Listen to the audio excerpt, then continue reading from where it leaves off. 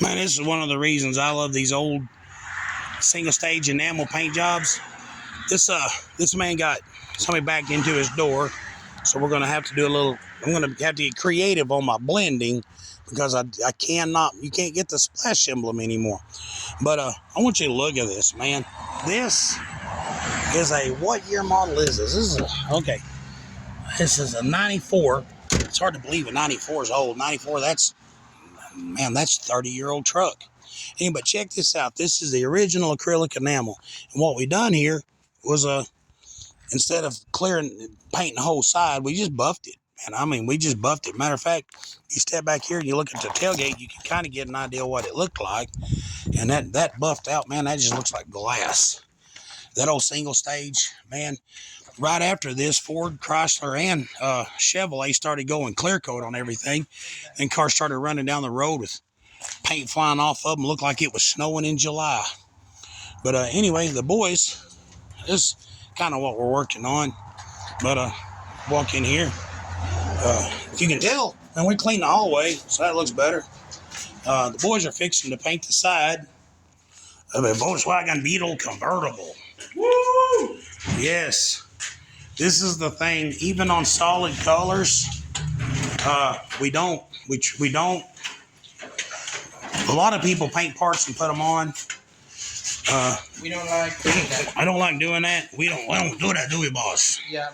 And it's not like a golden rule or anything. It's just if you paint it and then put it on, you could scratch it. So if it could be a different color if you paint them separately, even if you're in the same conditions. Yeah. Yeah. So it's not like a law you have to stand by. It's just something.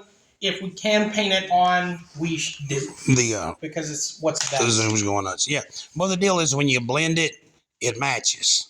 If you don't blend it, it might not match. Exactly. Okay. Well, anyway. Drop the camera. We're still filming. Okay. I need a little bit of help if one of y'all can come in here and help me for a second. How dare you? How dare you? Today, I want to help with a how-to. Man, I like that little truck. Needs a 302 in it. What is that? Oh, dang, no, man. It's a V6. Is it a standard or automatic?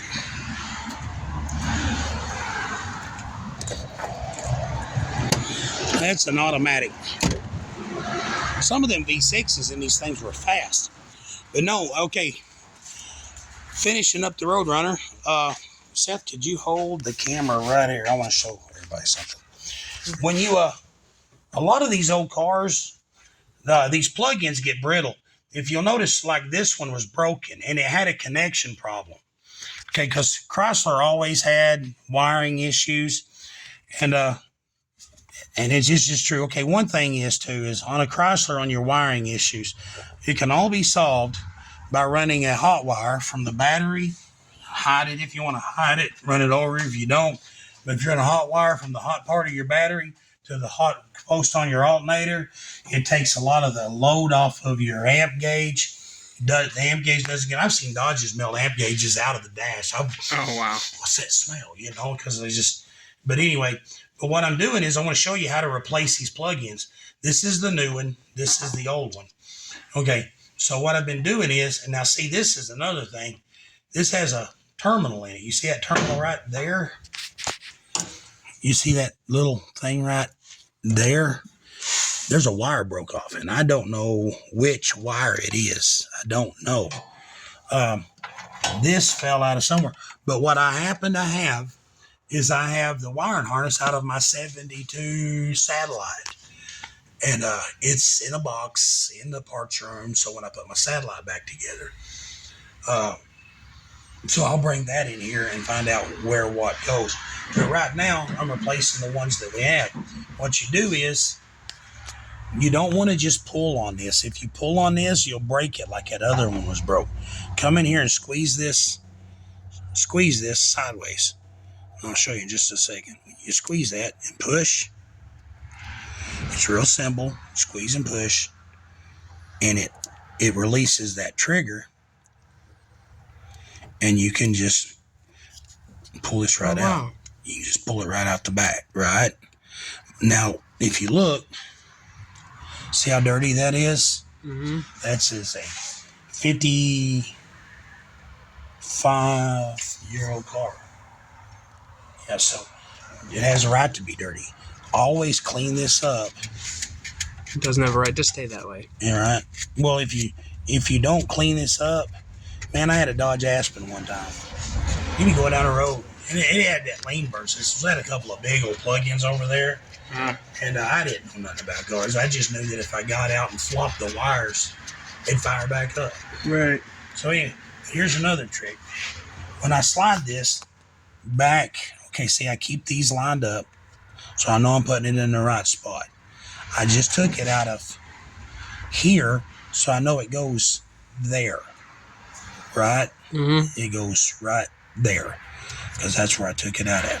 I don't ever pull them all out at once. Right. Right? Unless you're like taping them off and marking them, but that's just too much work that's anyway. a lot of work. Well, you just take them out one at a time. But here's another thing you got to do. I've already, see, this is the catch right there. Now, see, since I've squeezed it, if I put it in, there's a chance it can come out. If it comes out, I just put it back. If 3 of them come out, I'm going to go cry, sit in the corner, it's like my thumb, right? Right. So what I do is I take a screwdriver and put in here, and I twist just a little. Now see in order to bend it out so it'll catch again. Yeah, see how I reset that trigger? And now it goes right there. All right, let me get this out the way. And you should hear it snap. It's at a weird angle. Yeah. Okay, I felt it click. Now see, I try to give it a little tug. Now don't pull, right? But let me see. I'm going to put a screwdriver right there and push a little bit. See there? Nothing. It is stuck. It is in there. So that's and like I said, I'm fixing to replace that next one. But I just want to show you when you replace these. Let's do it one last time here. Get that. Squeeze it. What's that? Excuse me. I took my hand off of this and it. Oh, hey, Saturday, What's up? we got to get the truck and trailer. I'm going to have help. Kevin's going to be here. And we're going to go get dirty. Dirty over. Yeah. Yeah, Sam sent me a message a while ago. We've got 3 trucks. I got 3 trucks over there. Dirty, Donnie, and Red. Mm-hmm. And Abigail's getting the pony. Mm. So we got to go get them out of the way. Right. Yeah. What we'll do is we'll take them out to the...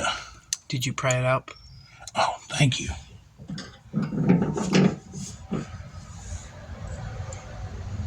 Yeah, that's another tutorial of the how-to is have someone to help. Right.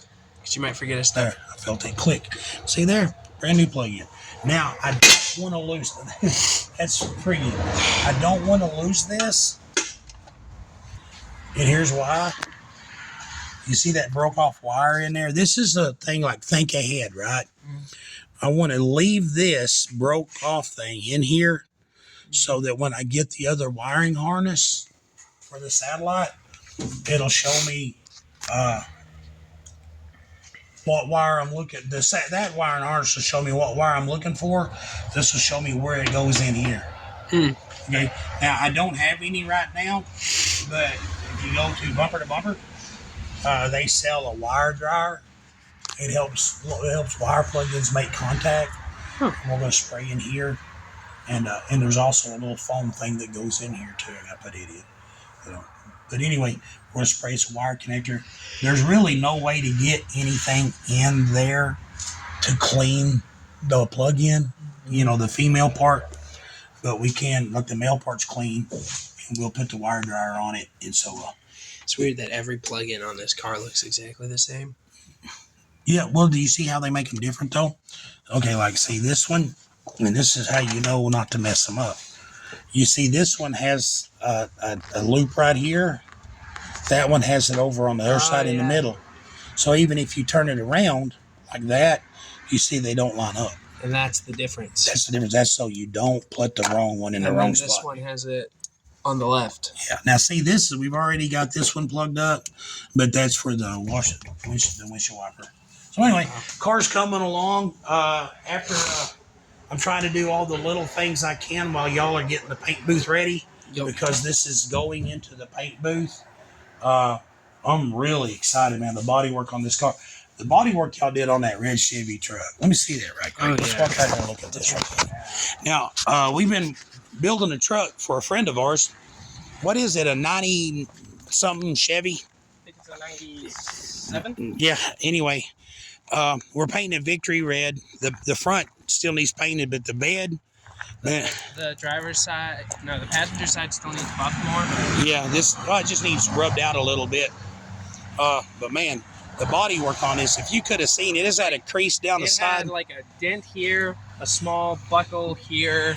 And then that was turned inside out. On both sides was really bad. Yeah, but it also had, somebody had hit something, and this side caved it in and then pushed it back out, so it was too far out here and too far in down there.